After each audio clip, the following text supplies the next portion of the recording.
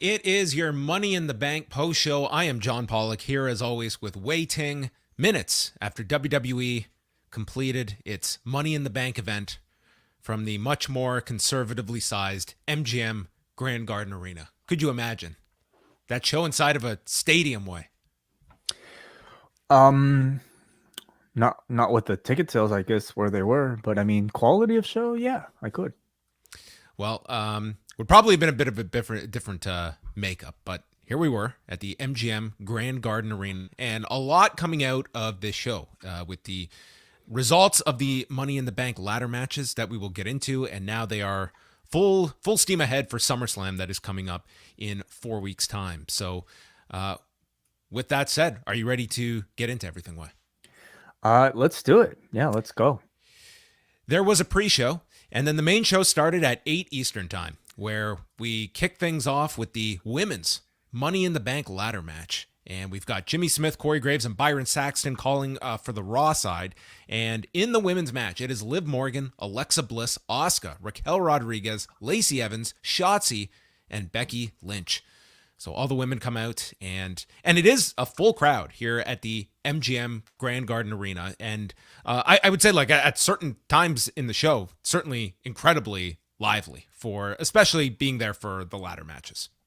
I felt like throughout almost the entire show, they were really there for all of it. And for certain matches, I think really heightened the matches too. So it was a great crowd tonight in Vegas.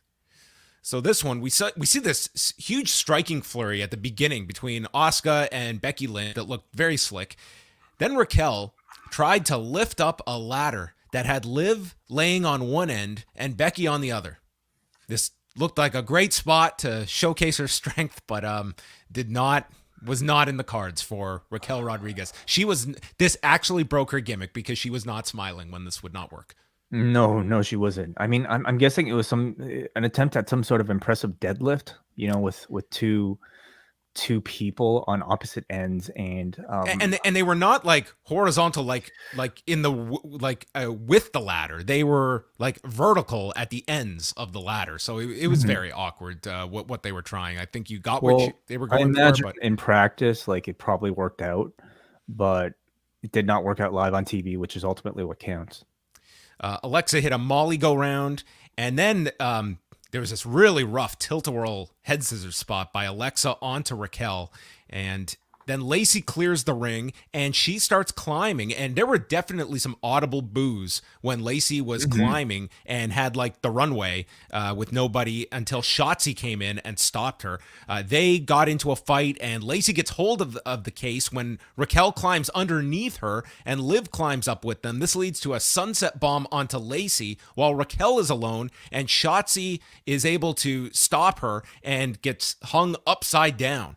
Shotzi then lifts Bliss onto her shoulders and I guess was going for whether it was an electric chair or something, and they crash into the ladder. Alexa takes this nasty fall onto the ladder. I mean, this was just brutal.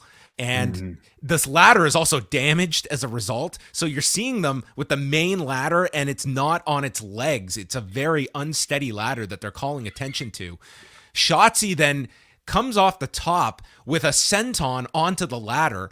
And you're thinking she's coming off, and it's a regular senton, and you see the replay, and her head catches the ladder coming down. I mean, dude, there was some really ugly stuff in this match. The ladder. The next time we see her, she's got blood around her eyes. So I'm wondering if there's some bleeding, like, on the back of her head. Yeah, you take any sort of damage on the back of your head, you have to be concerned about some potential for concussion. But I was trying to look closely because she did have, like, this red like eye makeup on as well, but it did look like blood. It wasn't when she came back. Yeah, I mean, it was honestly hard to tell, I think, from the glimpses that we had afterwards, but I'm sure we'll find out if there are any injuries after. Yeah, it would not surprise me. The ladder then gets placed between the ring and the desk by Raquel. They're fighting around it, and Becky gets involved. And Asuka's on the ladder in between the desk and apron, and Becky climbs, and she goes, I guess she's going for a leg drop, and it comes down like a senton. Dude, she just comes down on her tailbone and slides off of Asuka like this was a water slide or something, and just lands on the floor. And Man, are there going to be some hurt women after this? This Yeah, I mean, I wonder if that was her intent to like not put her full weight onto Asuka, but in this scenario, I mean, the ladder didn't break, and so Asuka's like took kind of whatever full brunt of Becky's weight that she might have had, even in the grazing of it, and obviously the spot didn't look great, but it was a big fall. Becky eventually recovers from that, and she's the lone one on the main ladder after tipping the others off. And then Liv returns. She's standing and fights Becky, and they're on two ladders next to one another. Becky tips the ladder, and Liv uses her foot to bounce off the top rope to put the ladder back into position, knocking Becky down, and is there to grab the case at 16 minutes and 34 seconds. Becky has a tantrum afterwards, yelling, "Why?" It was a creative like end spot, but I thought this was a really, really rough match. I thought there was a lot of stuff that got messed up. There was, it looked like people might have got hurt at different points. I did not think this was a smooth ladder match in any sense. Hmm. I think when it comes to these sort of like matches, there's a certain leeway for like things that don't look too good. Like thinking back to what is it, Anarchy in the Arena? Like that was a match that had very sloppy moments in it as well, but the vibe of it kind of allowed it, and you excuse it because it kind of fit with the tone of just the craziness in the atmosphere. Money in the Bank ladder matches tend to be like somewhere in between, where I think we put a lot of weight on like grace, when it comes to like like the what they've established in the WWE with their history of ladder matches, like going back to the TLC. Like TLC was in some ways a car crash match, but it was also a match of like some incredibly well planned and well executed spots. And I think every subsequent ladder match that the WWE has had, they've tried to replicate that sort of feeling. I thought they were way too ambitious here. Way too ambitious for, I think, either spots that were not well practiced enough, or just, things that maybe were practiced, but for whatever reason tonight on live TV did not work out at all. It was very sloppy. You also have 7 people in this. There were a lot of ladders around this, and you have like Raquel, to my knowledge, has never been in a ladder match before. It's Lacey Evans, I don't think has ever been in a ladder match before. Like you're looking at this as well from like there's a lot of moving parts in all of this, and you're right, they had some very ambitious ideas, and it just seemed for Raquel, it was like one thing fell apart, and that bled into the next thing with Alexa Bliss with the tilt-a-whirl falling apart. Yeah, Shotzi, I thought had a lot of really bad moments here, slipping up on that ladder. And then, I feel like it's it's not it is fair, I think, to make a comparison to like the men's ladder match, because we've seen great women's ladder matches before. Um, but it's always going to be a little bit more awkward, I think, with the women, because they are smaller, and these ladders are always going to be that much more difficult to control. But it's for that reason that I would have much rather have seen a match where they weren't so they didn't try so much, or at least they didn't try so much that could have gone wrong, and instead maybe focused on other aspects of a ladder match, beyond just like the stunts. I would have rather seen a match that was not as spectacular but flawless than I think what we had here. That aside, Liv Morgan winning was a definite surprise to me, but especially after they promoted her as the sentimental favorite so hard on SmackDown and Raw, and they gave it to us. They gave us the sentiment here, and the crowd was absolutely into it. For all I think, my criticisms were about the sloppiness of the match, the crowd was into it. They were chanting, "This is awesome." They were like, they reacted big for everything. And so maybe it didn't really bother them so much. If the ultimate goal of the match was entertainment, I thought they definitely put on a show. It was entertaining. But you definitely have concern if you're watching for, a bit more gracefulness in your ladder matches. But it made for a great moment for Liv. And would not be the end of her night either. So they would interview her later. And then we get quite a big push for SummerSlam throughout the show. And the notion that this is going to be a big show, I didn't take booking a stadium as evidence of that. The fact that you have a number of celebrities that are going to be involved, whatever. Brock and Reigns, no. Kid Rock will be doing the theme with Robert James So for the next 4 weeks, we will hear Shakedown. All right, cool, nice. I feel like Yeah. we're back. Like we've gone full circle enough that I think it's time to loop back to Kid Rock. I think what isn't it in some sort of contract that every, I don't know, 4 years we have a Kid Rock song for a pay-per-view. Yeah, it's like, they have their go-tos, their 4 or 5 artists, and Kid Rock has not been as prominent. I mean, here's a WWE Hall of Famer, no less. I mean, come on. Right. SummerSlam. All right. Sure. They showed highlights of Cody Rhodes' interview about his rehab that aired on Raw, and we then have the United States Championship match between Theory and Bobby Lashley. Bobby Lashley was very popular in this crowd. They're immediately chanting Bobby, and Theory is playing the coward, going to the floor, avoiding the spear, and then Theory eventually knocks Lashley into the post and takes over here, and he immediately wants to count out win as he races into the ring. Theory comes off the apron, and Lashley was going to catch him on his shoulders, but lost his footing, but did recover and drilled him into the post. Theory at one point goes into the fetal position as a means of defending the spear, and it worked. He catches Lashley with a lariat and a left hand. Lashley then takes a super kick off the turnbuckle, and you could see Lashley, he's like waving Theory, hurry up, go for the cover, and then he quickly like leaps on top of him. It was also noticeable in the background, if you were paying attention, that Nick Khan was sitting in the crowd. I did not notice. Yes, he was, just taking this event in. Theory then avoids the hurt lock, and Lashley comes back. Theory does a somersault from the apron, and Lashley catches him into a military press slam. A-Town down gets countered with the cradle, but this time Theory kicks out after being caught by it in the past. Eye gouge, and then a spear by Theory is hit, and he goes again for A-Town down. It's countered into the hurt lock, and Theory submits at 11 minutes and 1 second. And Lashley is your new champion, and also busted in the mouth, as we could see afterward here, but a new champion. I thought this was a very good match. I was not at all interested in it after the build, but I thought these two delivered in ring. I think one of the keys to presenting this Bobby Lashley, excuse me as I change this little heading here. One of the keys I think to presenting a monster like Bobby Lashley as a babyface is to have him go up against a heel who could believably dominate him, and that's why I think the Omos pairing worked so well. That's why I think even the gauntlet and handicap matches against Alpha Academy worked so well as well. But I had my doubts, in a one-on-one setting with Theory, to see like whether or not the crowd would actually like cheer for Lashley as much as they would, whether it'd be convincing that he could be fighting from underneath against somebody who's smaller than him in Theory.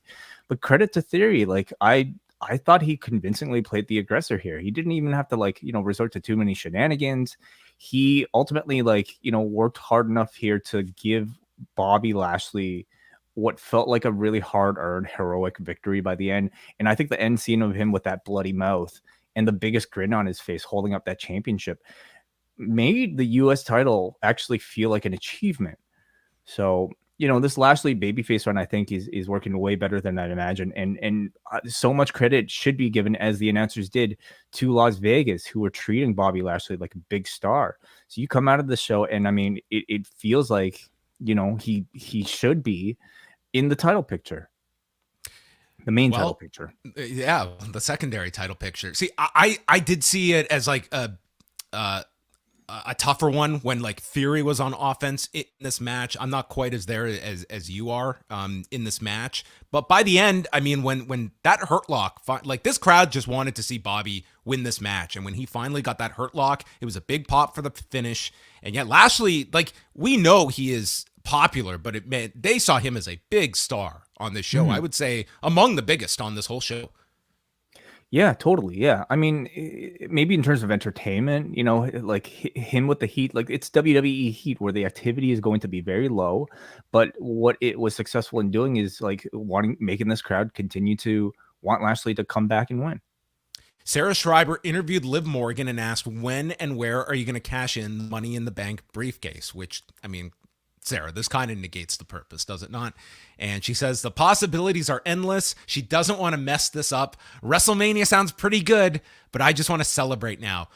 I thought this segment was great by the end, that they inserted it here and made for the cash in to be that much more spontaneous. I mean, for me, it was a tip off.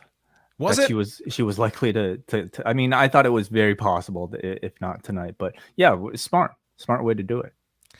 Bianca Belair and Carmella for the Raw Women's Championship. Byron accuses Corey Graves of being aligned with Carmella, and Graves informs him, yeah, we're married. I am very much behind Carmella. I am biased. So Carmella gets control. She crucifixes the arms, but Belair escapes, does her vertical, lifting up the legs as she does so. And then she is punching Carmella in the corner with the 10 punches, and then she gets one more in as Corey says she's not even on my dental insurance yet. And Byron notes that's going to come out of pocket. So yes, folks, Corey, the employee in WWE, and Carmella, the independent contractor, does not have dental insurance through WWE. That's what we established here in this match. I didn't think we would get such an analysis of employee versus independent contractor. I mean, that was outlined here. Carmella connected with a super kick for the one near fall of the match. This just angers Belair, who fires back with a forearm, hits the KOD, and wins in 7 minutes and 13 seconds. This could have been on any episode of Raw, and I have already forgotten about it. Yeah, I mean, I give him, I think, some, leeway because this was not supposed to be the match. What was supposed to be the match? Rhea Ripley, So, I mean, on short notice, I think you couldn't have really expected that much convincing that into thinking Carmella had any sort of chance. It ultimately just kind of ended up being a showcase for somebody who was already billed to be on the show in Bianca Belair. And as a showcase, I thought it was very successful. Belair showed great charisma here. Her, speaking about gracefulness, like she has that. It's just like a pleasure to like watch her do her flips and her whole sequence at the beginning. And she's a good promo. So to me, she's just like, it's another notch on her belt in what is looking to be a pretty long, lengthy run. As she should have. She is the total package and the type of champion who should be able to carry that belt for an entire year plus. But Carmella's shtick certainly isn't for everybody. In ring, she's very limited. But I think what you can always count on her for is somebody that is very easy to hate. And if you're looking for that as just a canvas for somebody like Bianca Belair to like show off her offense and the crowd to cheer for her, I mean, this ended up being a good showcase for Belair. Yeah, I just think the promo on Monday, it was all about like Carmella is like, she has the it factor and she has to resort to all of this stuff. Like it almost set the stage. Like these two could have a great match. And I don't know, it was just to me a very average. And then afterwards, Carmella yanks her off the turnbuckle as she's celebrating and attacks Bianca. So we'll probably get this again, maybe on Monday. Yeah. Logan Paul update.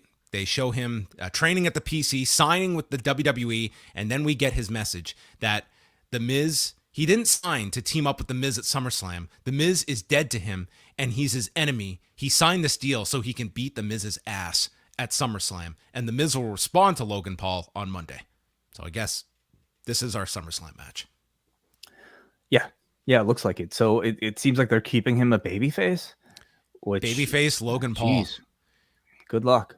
Yeah, I think it's going to be a real tough go to get this guy treated like a babyface. And they have had so many indications of this that it's blown up on a live segment. But I mean, whatever. They've kind of set the table for this.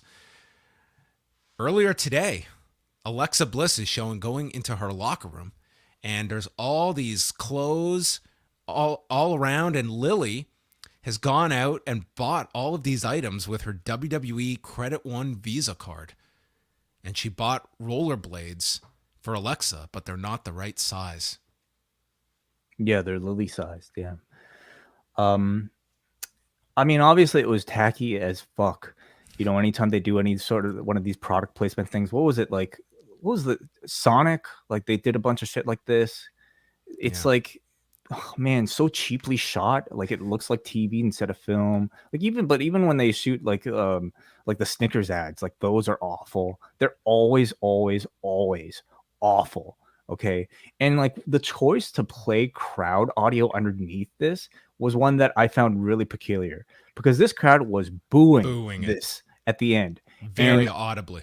And I know this is like their own product, but like if you're Capital One, you're partnering with the WWE. You know, they probably demanded some sort of cross promotion like this. But this was not good promotion. There's no better way to tank a brand or a product than to script something so awful and to play live audio of your audience booing it. It was terrible. It was awful. Credit to them for throwing up earlier today, so we weren't confused that Alexa was after the ladder match worried about these random purchases on her credit card. The timeline was very important. Yes. So we were led to believe this is Lily could apply. Your doll could apply for a card and be approved. This wasn't. She didn't steal Alexa's credit card, right? Because that would be fraud. Aren't they one and the same? You know, like aren't we talking about like isn't Lily just a physical representation of like another side of Alexa's personality? Is this it? No, she's got like she's conscious. She has a social security number. I mean, she has to get approved for a credit card. Does she have a job? You know, references. Yeah. Wow. Home address. Income. Well, all right. From there, we went to the Usos against the Street Profits for the undisputed tag titles, and Michael Cole and Pat McAfee joined Corey Graves for this one. The Usos cut a quick promo at the beginning. The Profits come through the crowd for doing their old entrance here, and the Profits are in control early on, and Montez Ford did about 5,000 suck it chants. Yeah, you know, I don't know if this was intentional or improvised because he climbed up to the top and just did one. Crowd started chanting with it, and then he just like carried on, like as like almost like an orchestra. Yes, this should be the suck it symphony, and he should do it every match. I thought it worked out well. So just so we have a baseline though, a-hole cannot be said. Suck it. Okay. Mm-hmm. Sure. Right. Yeah. Okay. This crowd on Canadian TV, at least, we don't know if it was censored in. That's right. That's right. So this to me was two matches because the first half of this audience was fairly checked out of this. They started a McAfee chant and they just had the heat on Dawkins like forever. And then it was Ford who gets tagged in and they had the heat on him forever. And it's just like, this match to me was just like going through the motions for me. And then all of a sudden, we get Dawkins coming in and he hits a tope con hero to both Usos on the floor, landing on his feet. And then they do the spot where there's a shoulder tackle by Dawkins, sending Jimmy into a German by Ford for a near fall. And this audience loses their mind. And they pretty much have this crowd for the rest of this thing as they go through all these near falls. There's a blockbuster to Jay off of Dawkins' shoulders from the top. There's comparisons of Dawkins and Jay to Hagler and Hearns. And then they stop another super blockbuster attempt, and the Usos hit a double super kick onto Ford and get the near fall. Again, the audience is losing it. Ford hits this unbelievable tope con hero over the corner post, and Cole yells, "Holy!" And Pat just like, say it. Just say it. He's trying to get him to swear. And Graves, it was Graves who was trying to tell him to say it. Then Ford hits from the heavens, which it was called, and we get the save by Jimmy. The crowd is rabid, and then the four just stand toe-to-toe. They start brawling. Dawkins gets thrown into the timekeeper's table, and that leaves Ford in the ring, and he's nailed with a double super kick and hit with the 1D. They count the 3 at 23 minutes and 2 seconds. But then during the replay, it's showing that Ford's shoulder was clearly off the mat, and they made this huge part with the Street Profits protesting the finish and the announcers calling attention to it. But this ended up being a terrific match. I thought the match of the show. Yeah. I mean, I think for my entertainment value, I might have preferred the men's ladder match, but as a straight match, absolutely, this ended up being way more incredible than I thought it could have. I know what you mean when you said like, you know, the crowd might have been checked out. I didn't necessarily take their chanting for McAfee though necessarily as them like not caring about the match. It was that moment, but like they were also very subdued beyond the McAfee chant. Like they just seemed like they weren't all that into, and there wasn't a whole lot of exciting stuff going on. Like it was just And they were obviously like they were going 23 minutes, so they were pacing it that way. But like the first, I would say like 12, 13 minutes of this, like it's pretty average stuff that didn't stand out to me in any meaningful way. Well, it's to me the effect is not unlike like a New Japan 30-minute main event where first portion is just pretty rudimentary stuff. But you know, I do wonder if that duration and that length contributes to the excitement at the end. I ultimately just kind of talking about the end result here. I had negative interest going into the match, but I always knew in ring they would deliver.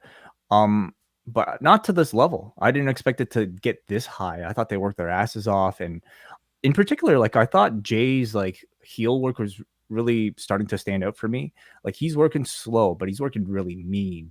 And it's showing off his versatility, and it also fits in really well with what Roman's doing, you know, with his heel in-ring style. And Vegas, I thought, was just like tremendous here, you know, especially by the end where they're eating up every single near fall and everything really felt big. So by the end, they achieved a great match.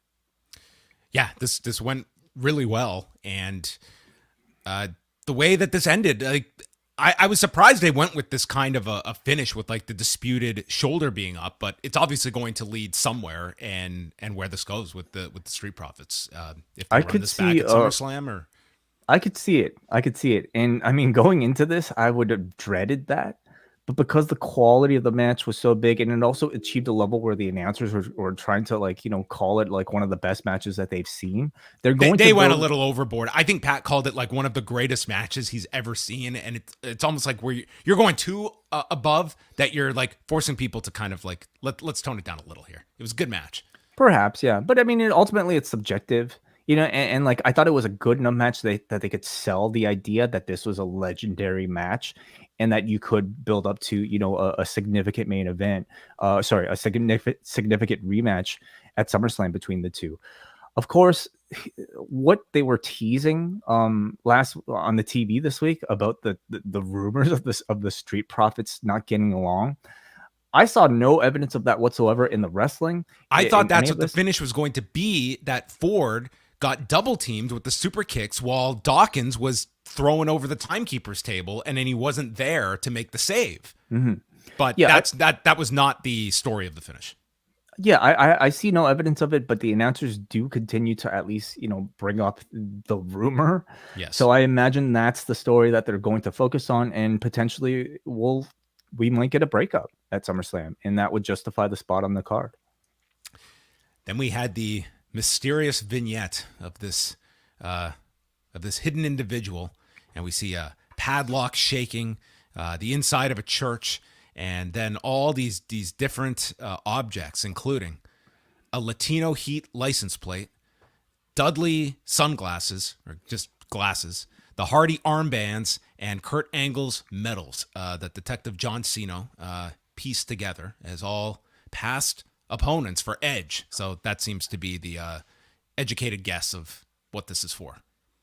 Yeah, so it looks like he's keeping some sort of dark character, you know, when he returns as a babyface. And I don't know, maybe he'll be championing the Attitude Era as his new gimmick. Okay. I cut my hair for this Judgment Day angle, and it went nowhere for me. Maybe he'll have a wig. You know, maybe he'll be Attitude Era Edge again. Yes. Ronda Rousey and Natalya for the SmackDown Women's Championship. Natalya comes out, and she's wearing the shades that she gives to a fan, and they note it's Brett's birthday. This hated villain, Natalya. How could you not be rooting for her here? Meanwhile, on the other side of the street, on the first fight of the prelims, Jessica Rose Clark came out to Sexy Boy. Interesting. Wow. Yeah, Interesting. On Okay. Brett's birthday, no less. So, wow. There. Rousey, they explain, is not at 100% due to the sharpshooter she was put in several weeks ago. And we start off with grappling between the two, and Natalya going for the ankle lock, and Rousey using an ankle pick to escape and applies her own. And the two are pretty much just trading counters, and this is probably what a lot of their training sessions mimic. Mm-hmm. Natalya's controlling the arm, Rousey's calling her a bitch, and then rolls to an armbar, and Natalya is able to free out of it, and she's got all these counters for the armbar. I liked what they were doing. The crowd certainly was checked out here. Like they were very quiet throughout this, and it wasn't just the being engaged. It just seemed like this was not exactly connecting with the crowd and what they were coming off of too. Natalya is hurt after a takedown and is selling her knee. She rolls to the Piper's Pit, but Natalya blocks that and goes for her own armbar to Rousey, escapes. Rousey applies a sharpshooter, and then Rousey falls over in the sharpshooter as Natalya before she can even reach the rope. So imagine if Sean had done that in Montreal. It could have just changed everything if he had like fallen out of the sharpshooter. Oh, I feel like Brett would have still lost. I mean, Sean, it could have been Sean was in the pretty much in motion of it being reversed. It could have been the ugliest, like the worst looking sharpshooter in the world, and I think Brett would have still lost that night. Yeah, things might have been working against him. They slap each other. There's an armbar for Rousey, which gets stopped, and Natalya sends her to the floor and continues to attack the knee. And Natalya applies the sharpshooter on the edge of the apron, and it's broken by Natalya getting flipped like head first into the post. And you just see her head crash as she rolls to the floor. I thought it looked great. You know, the whole tease on the apron, and then like essentially like Ronda catapulting Natalya backwards. Yeah, it probably looked like a bit of a rough landing, but I thought it was inventive. So Natalya's on the floor and Rousey is in the ring. Her knee is killing her. And Natalya beats the count. And there's this close-up of Rousey who just under her breath goes, shit. As though she's got to keep going here. Her knee is really compromised. It was actually a nice like subtlety. She goes for the Piper's Pit, but the knee buckles, and Natalya counters an armbar for the sharpshooter. Again, there's an ankle pick, moves to the ankle lock, and then Rousey goes to the back. Natalya tries for another sharpshooter, and it finally ends with an armbar off the mat by Ronda, and Natalya has to tap at 12 minutes and 32 seconds. This match was not always pretty at times, but I like that this. Like they had a totally different idea of structuring this match. And I think by the end, like you saw the story they were telling and doing the different submission counters, the knee injury, that I got into the match. I don't know if the same was for the audience, but for what it was, I liked that this was like a different type of match. I'm in total agreement. I actually thought this match was great, but I could see that the audience did not.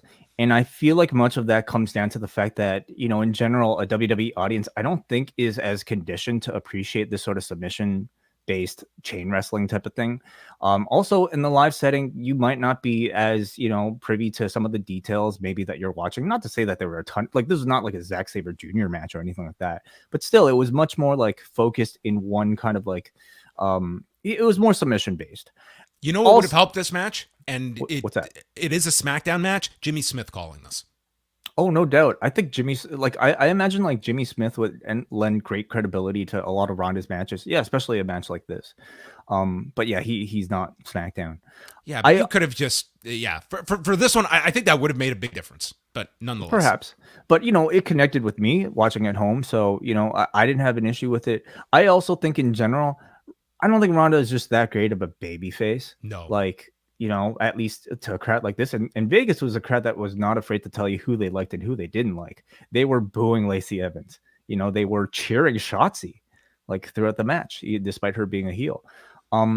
I really appreciated, I think, how much these two like probably worked on this match. It's a style that where Natalya really shines. I noticed a bit of Owen influence in there as well. And I thought Ronda was like really with the entire thing.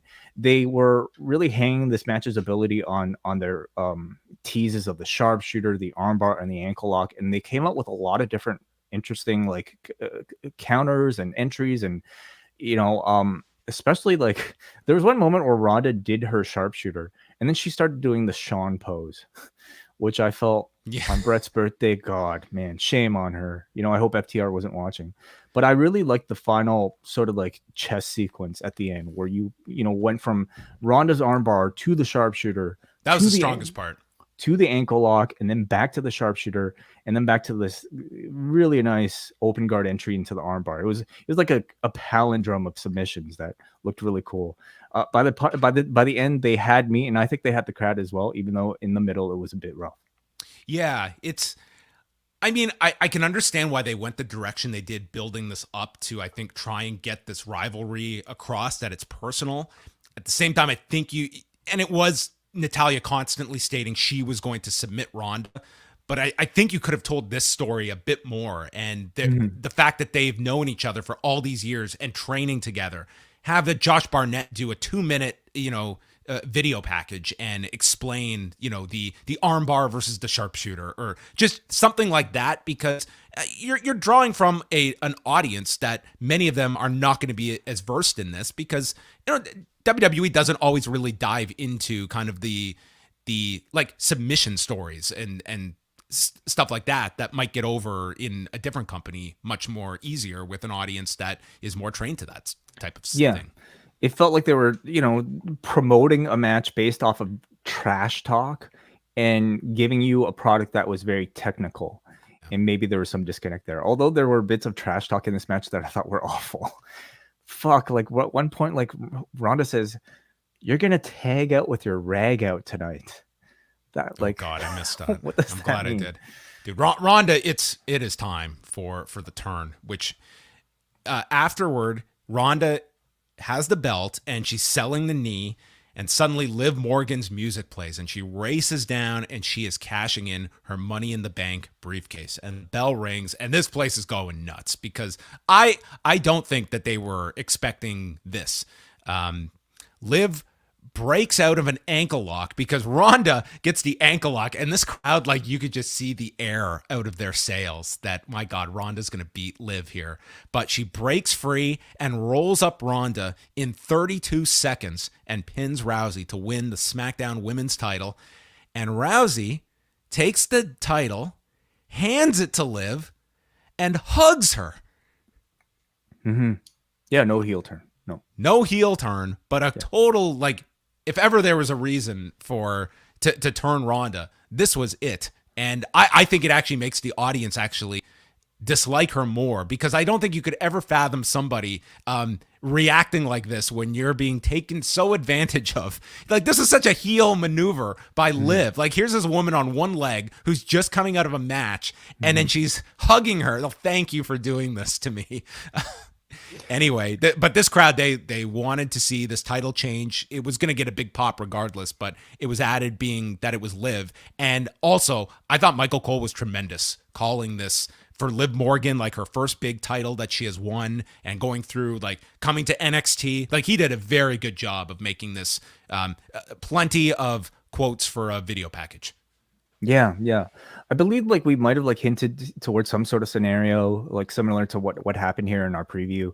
Of the two, women's championship matches, I could have seen this one be the more likely candidate for Money in the Bank winner to capitalize on the show. The fact that, like, it seems to be a pretty common pattern where, like, coming off of ever since we've had we thought Lacey maybe could have done the spot, right? Was that the one on Ronda? On Ronda, maybe. Yeah. But ever since they've had a women's and a men's, or, like, for that matter, a Raw and a SmackDown briefcase, WWE tends to not want to have both around, their television, and so it's often that you get one cashed in almost immediately. Last year it was Nikki Ash the day after, and this year it's Liv Morgan. If you tell me, I'll believe you. Well, I mean, exactly, like, you don't remember it, right? Because, like, I don't know how many of us remember, like, the Nikki Ash run, and what difference does it make has it made for her on the card right now? And it's for that reason, in particular, when it comes to baby faces, I don't love them winning based off of the Money in the Bank. Yes, it made for a great moment, but the crowds are going to pop for any sort of cash in. Of course, it's a very easy pop. Yeah. Like, they're reacting because something stunning is happening.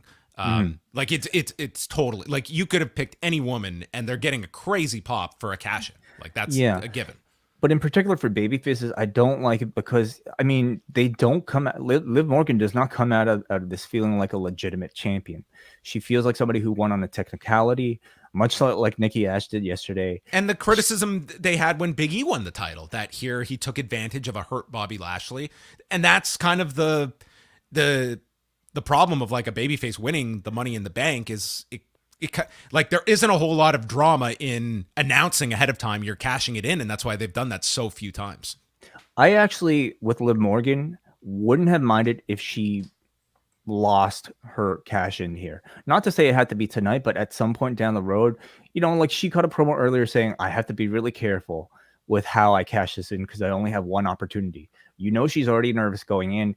And if she eventually goes in, loses it, I think it would get a lot of groans and a lot of negative reaction. But I also think it would be a good setup for her to start from the bottom again to actually earn her title shot so that she could beat that same person the proper way, for her first championship.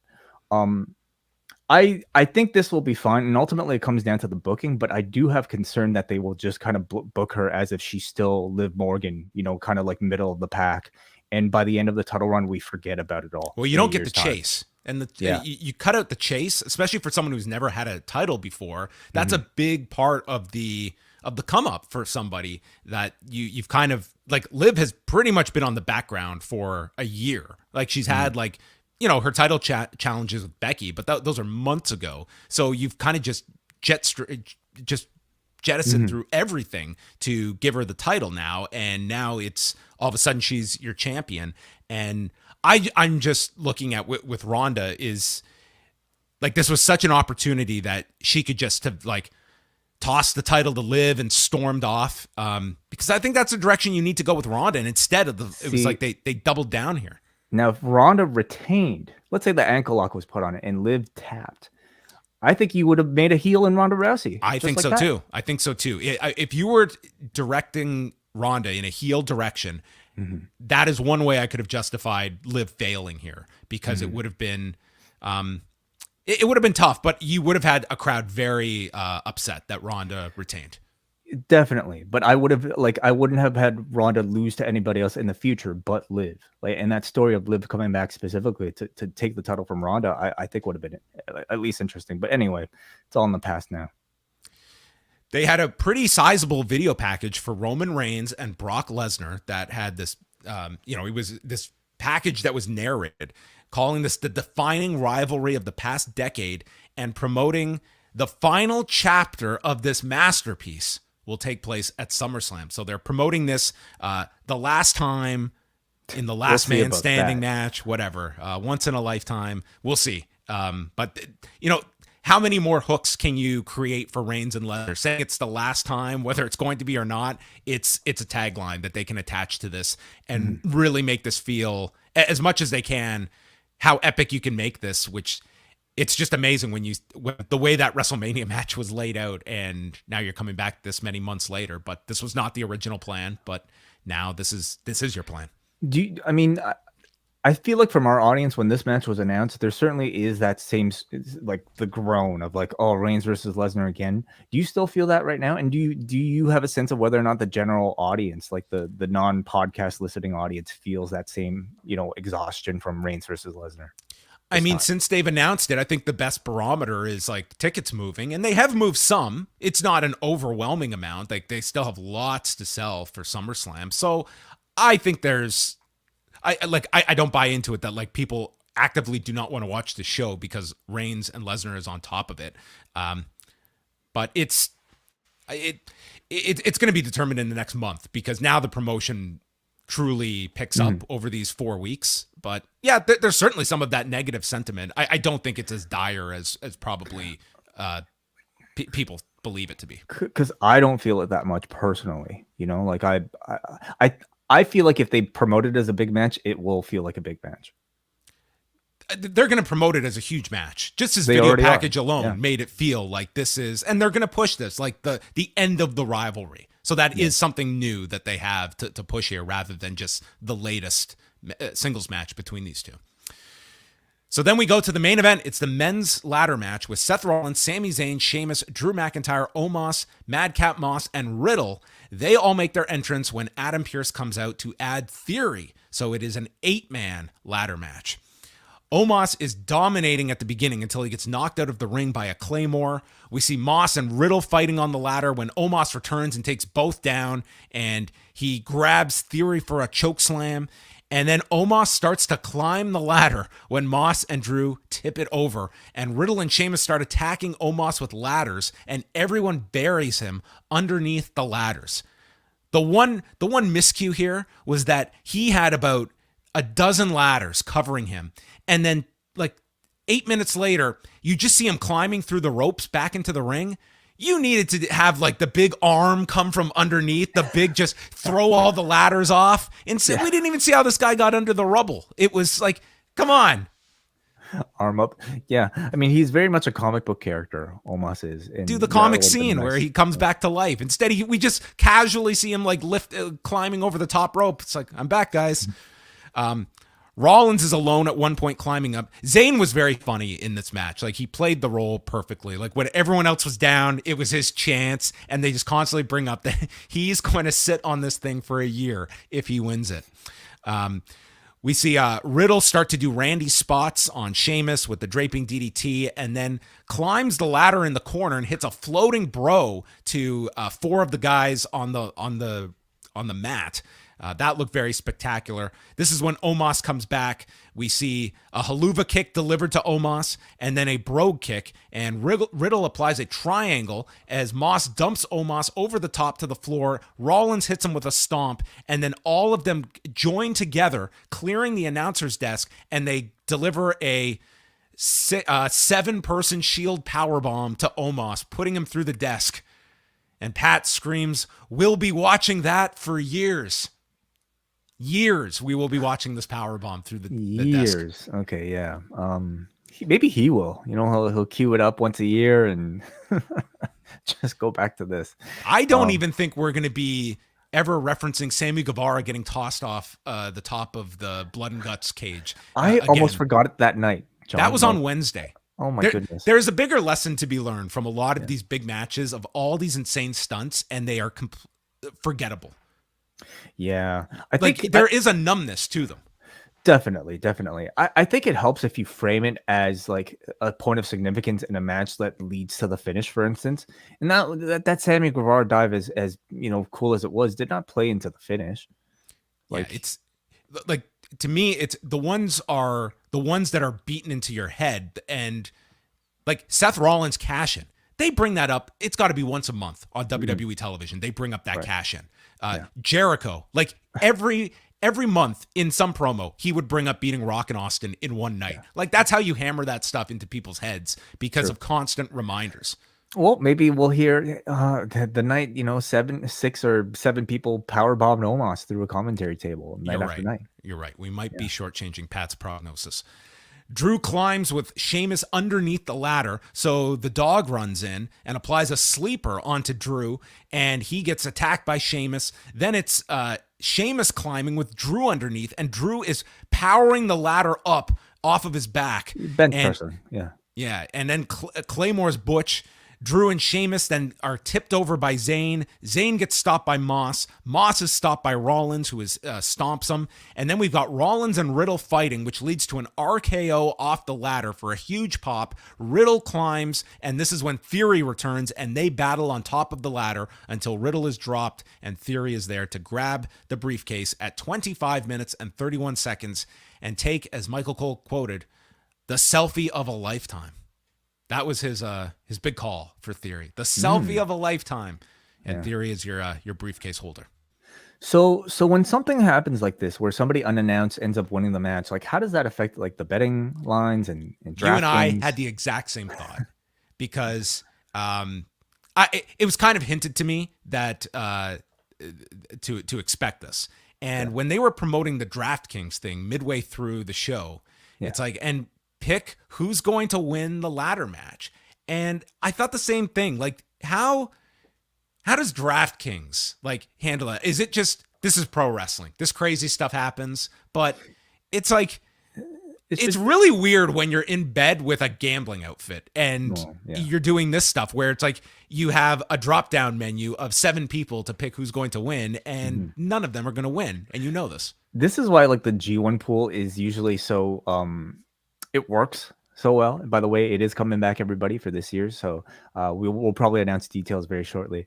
But the G1 usually works out well because you don't just have, people announced right before a match that they'll be entering.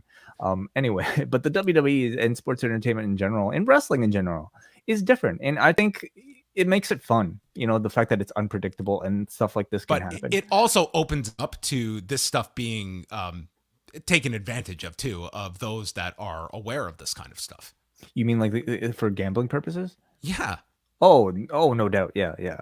But So like, but that goes for any pro wrestling, and that's what when you're taking betting on pro wrestling, you're taking that risk. Like, so from what I can tell, like DraftKings is, you're kind of playing for credits. Like you're not playing for real money, right? Like it's not.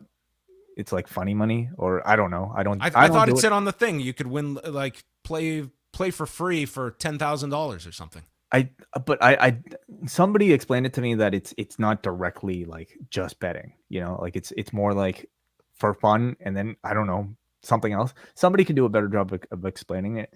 You see, if I was in charge of like legitimately trying to like collect people's money for this, I would just throw everything out at this point and just like return, like everybody gets their money back, right? Like what can you do in a scenario like this? Yeah, I don't know. It's not my area of expertise, but it's like when you're DraftKings and you're getting into pro wrestling, like that's the kind of stuff you invite. Yeah. It's anyway, the match itself, as we spent 5 minutes talking about the DraftKings. I thought it was a nice ladder match. I don't think it was one of the more memorable ones. But it was, it was certainly like well laid out. Like you had a lot of great talent in this match overall. Even Omos, like I think they built around several spots of him that were, he was like heavily involved. I won't even say heavily involved, but he had his moments that were maximized. Agreed. I thought they did a great job with Omos in this one. I mean, he came out of the match as the person maybe outside of Austin Theory who gained the most. They made him like, I will never say anything bad about like a giant entering the Money in the Bank, because they provide so much for everybody else to do. Like the power bomb, we're going to be talking about it for decades to come, John. It made for an incredible moment there. Yes. We got an all-time legendary moment that we'll be talking about for years, and one of the greatest matches Pat has ever seen, all in one show. The monumental night tonight. Yes. But I thought overall it was a very entertaining match. I thought they did a great job with him. Theory felt a bit more understated to me, but I guess it doesn't matter so much because he did it feel like a tip off when he came out that he was winning this? I thought there was still a possibility he wouldn't, but the fact that he did win, I think it made all the sense in the world. After he lost to Lashley, putting him in this, I think it was a clear sign that this was the guy. Like, why else put him in this? Exactly. Like if we're looking at the template of a Money in the Bank winner, like you think of somebody like The Miz, who, after you drop the US title, you're in line for the world championship, and the briefcase is essentially just, it's like a like a coupon to redeem a world championship run at some point. And this is the one thing is that for SummerSlam, they are really hitting it hard that the winner of this match is going to be prone for a cash in. And I just don't know how many people see Theory at that level, that Theory could come out of SummerSlam as your champion. And that was my argument for like a Rollins or even a Drew. Mm-hmm. I will tell you though, for Drew, like I think there would be a lot more if this were a number of years ago and Theory wins this. I think there would have been a little negativity because you would have had that sentimental favorite, not to use a Liv Morgan term, but like that person did not exist in this match. I think they want to characterize Riddle as that, but it's like, we don't have a Bryan Danielson. That's like the whole crowd is behind and would have been really disappointed if he lost. So with Theory, I think it's sort of indifference. Like, sure, he could win it. And Drew, for someone that we're looking at as potentially headlining this Wales card, like I can't say like he's red hot at this moment. I agree. I think there are a lot of great Drew moments like throughout the match. He still feels like, the default like real lead babyface of the match. But is there that much of a craving for people to want to see him as champion right now? I don't necessarily think so. And you're right. Like when he was climbing the ladder, like it's interesting when you get those spots where it's like the guy's alone on the ladder and you get to gauge the crowd. And it's not like they were going wild when he had those teases of like getting near the briefcase. If Cody was around, he would have been that person in this match. Definitely. And maybe he would have won it, like, yeah. So, that's the other thing about all this that makes it really interesting. Like, I mean, so John, you are letting me know that you were at least tipped towards this at some point. How can This you reveal? afternoon, I was told by one person that Yeah. theory was winning this. I didn't have it like confirmed beyond one person, but So I'm curious, like, was this always in the works? Like when did things change? Was Theory always going to be a part of this? And what becomes of the John Cena rumored match at SummerSlam? those are all big questions. Like I don't know when they made the call on theory. Like I found this out in the afternoon. So yeah, with Cena, it sounds like if you take the promo at face value about Cena like not knowing when that next, he said like, I'm gonna have another match, I just don't know when it's going to be. You could certainly have that question, like, is SummerSlam locked in or is that in flux? Interesting. Because he hasn't been advertised for any more appearances until SummerSlam, and you saw how much tickets moved. It's not like you want to just hold off Cena if you've got him booked for any Raws coming up. Like you would want to make that that's someone you announce ahead of time. And in the preview, you brought up the idea of whoever wins this briefcase potentially defending it. Do you think Austin Theory will keep the briefcase until he cashes in? I think he does hold on to it. Yeah. Yeah. Seems like that. I don't look at him as someone that they see as like, they seem very invested in Theory. And I feel like they are going to, this is one where I think they're going to hope by the time they do the cash in with this guy that he is at a certain level. Man, it still feels really early, for an Austin Theory championship run. Like this US title run, I think has been as forgettable, honestly, as any US championship run. Yeah. So they're going to have to do a lot of work. promos for the next 4 weeks about going after Reigns or Lesnar. Yeah. And maybe that's his whole role at SummerSlam. If the Cena match is not locked in, like that's it. And like, that's a tough role for him that people do not buy him in today. The level of star power is just so wide between Roman Reigns or Brock Lesnar and where Austin Theory is currently. So they have to do a lot of work. Part of me thinks that he's not going to be able to cash in at SummerSlam. It just feels too obvious, though, But I mean, they could. I feel like there's more value in him keeping it throughout the year and just having that spotlight threatening, several times. But even so, like it makes you wonder what his role will be even come WrestleMania. Like this seems to like suggest that he'll be in some sort of big, prominent, potentially title match. And I just can't see it with him right now.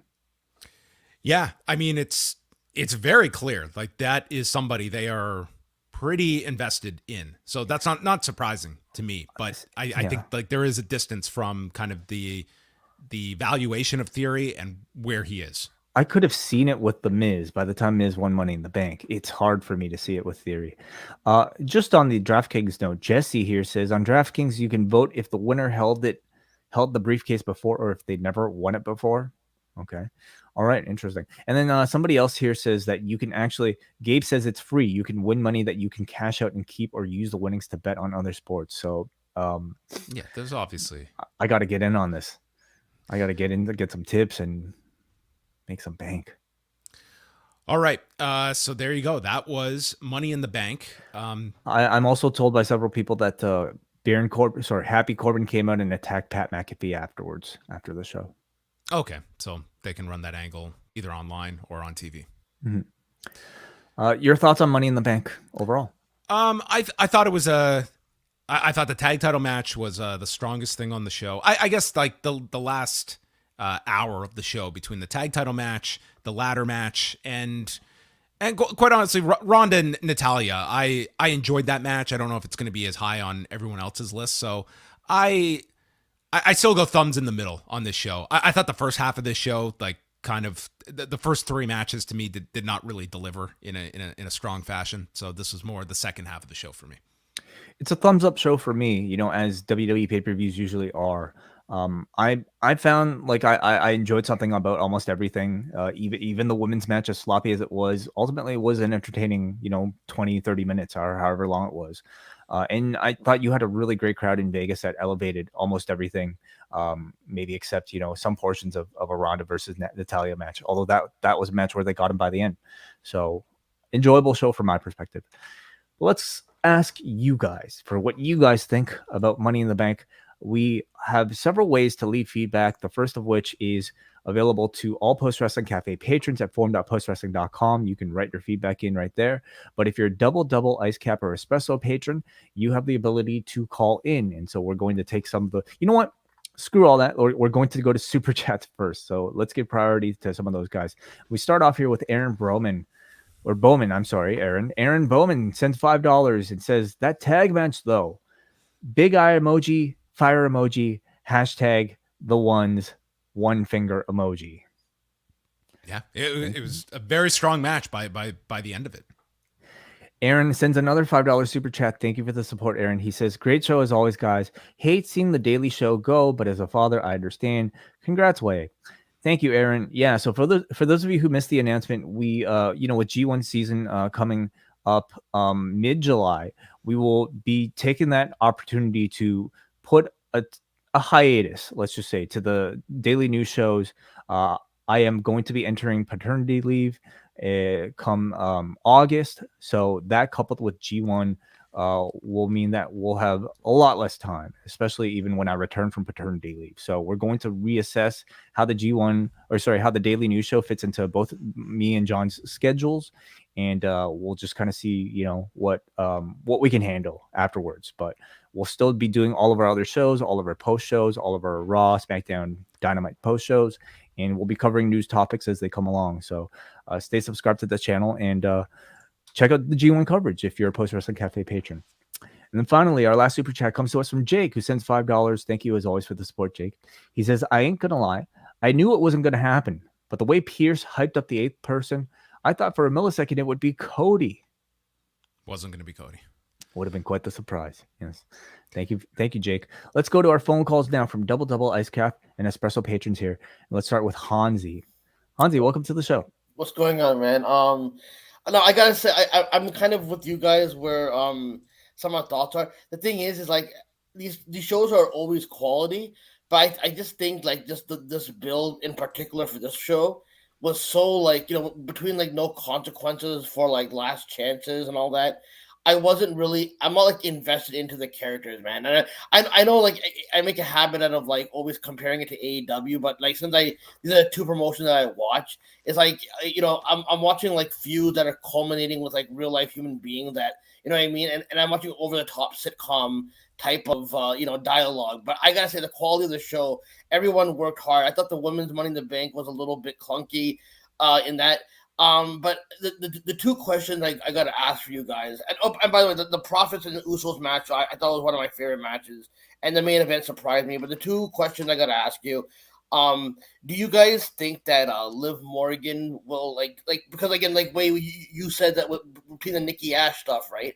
The last cash-in didn't leave a good memory. So do you think on some level, do you think this will be like a short reign where like maybe you do set up I can personally see, like I'm not saying it's gonna happen like right away, but I could see a Christian like thing where how he won the title and then like on SmackDown he lost it to Orton. I could see something like that happen. You know what I mean? Like I'm just not.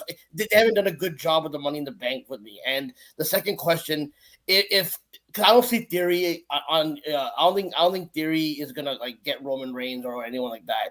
So do you think like because the Money in the Bank like has been booked like so shit like the last couple of years between the men and the women's one, do you think like he'll like go, oh, I'm gonna cash in, but like on the biggest star like John Cena or something like that, because like there's no Reigns coming in, so like I could see them like changing the rules on some level. I don't know, like that might be some crazy booking, but like at this point, like I wouldn't put it past them. And I'll leave you guys with that. A good recap as always. Enjoy the week of shows, by the way. So thank you for taking my call.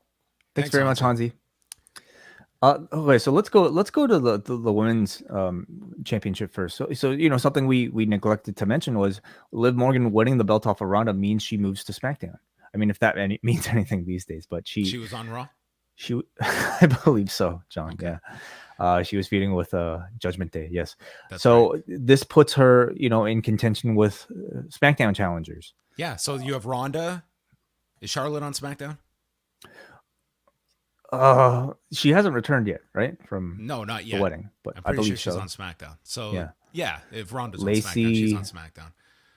Yeah. So no, there's a lot of options that you have on SmackDown. You could do just someone quickly comes back and beats her, although I don't know really what that accomplishes. What do you see for Liv Morgan at SummerSlam?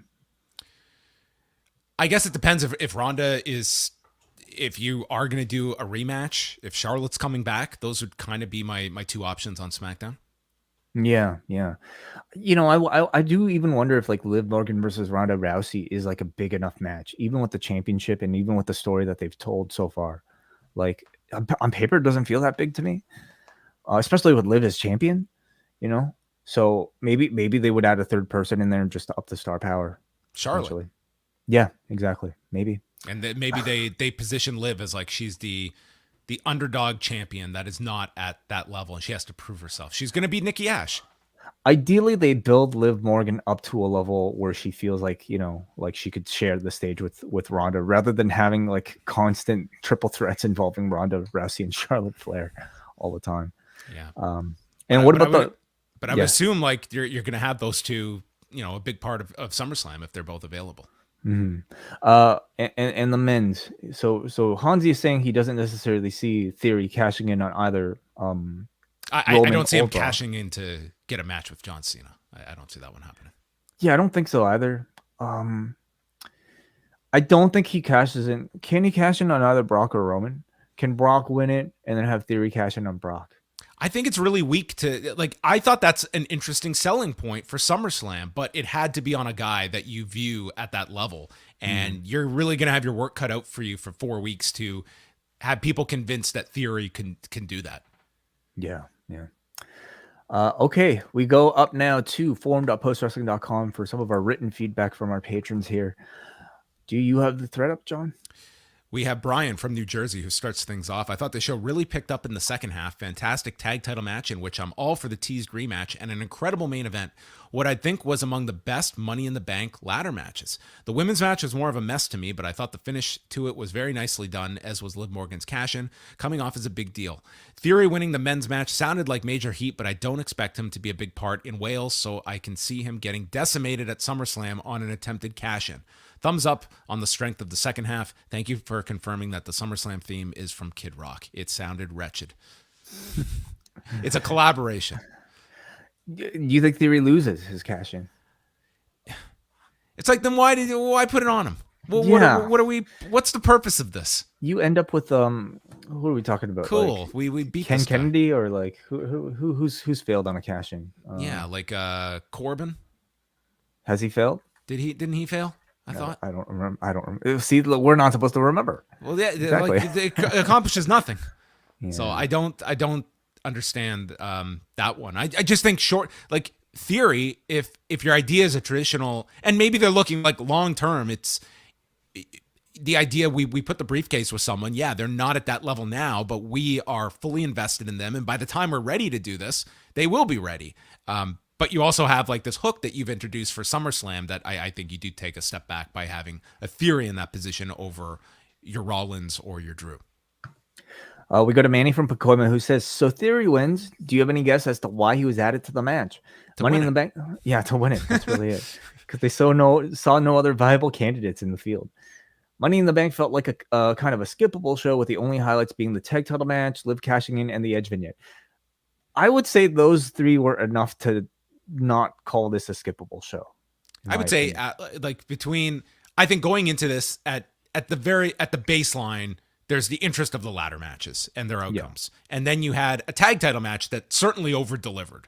So, and then you got to cash in on this show. So I would say overall, I think for 3 hours, dude, I love these formatted shows. Mm-hmm. No reason that you have to watch the pre-show, and it's 3 hours. I hope SummerSlam is the same. 3 hours, very easy watch. I look back at some of those 2017 or 2018 shows. Dude, look on the network. Look at the length of some of those shows.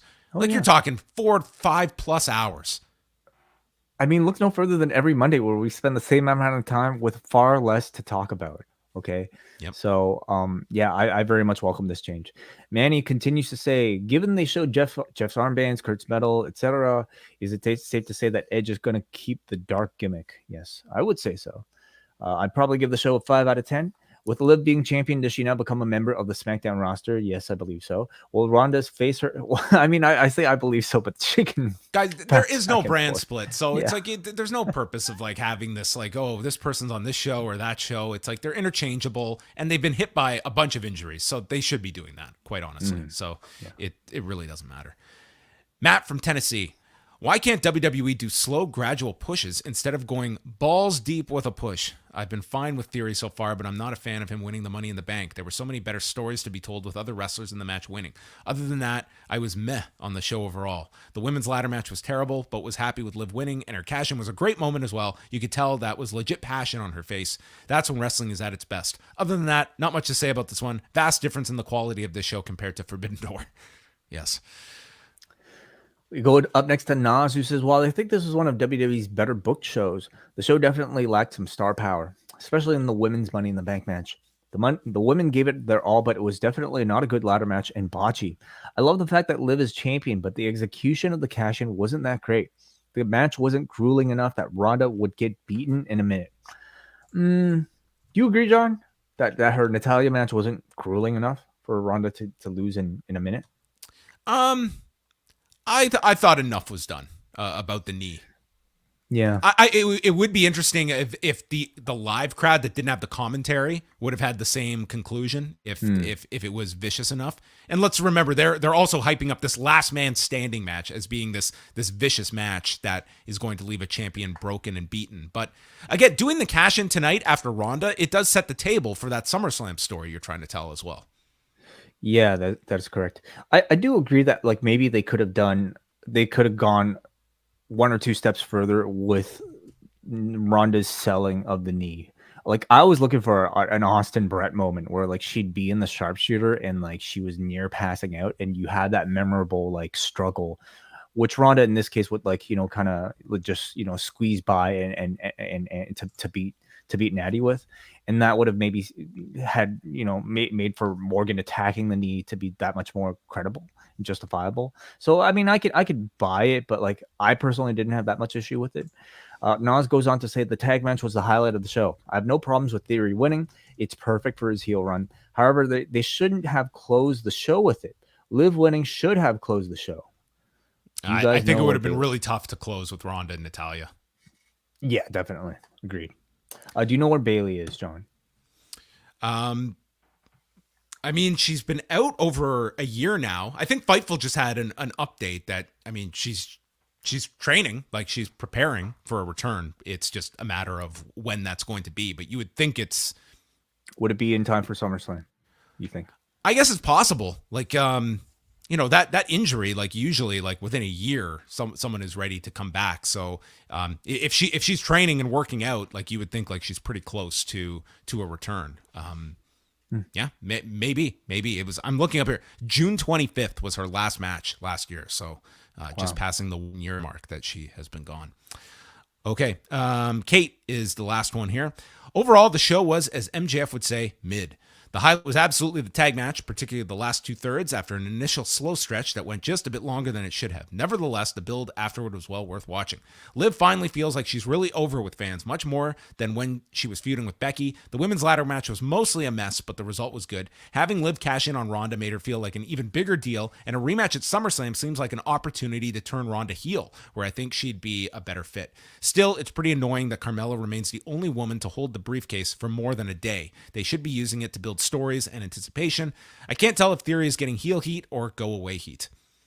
I do like the idea of like doing the Liv Ronda rematch, and the idea was like Ronda can almost be disingenuous by being this champion that like handed her belt off and she was a good sport about it, when everyone knows like Ronda losing at anything is like the bane of her existence, and she can just feel like it's almost like subtle. And then if she loses a second time, like that's her snapping on Liv that she was beaten in a straight up match.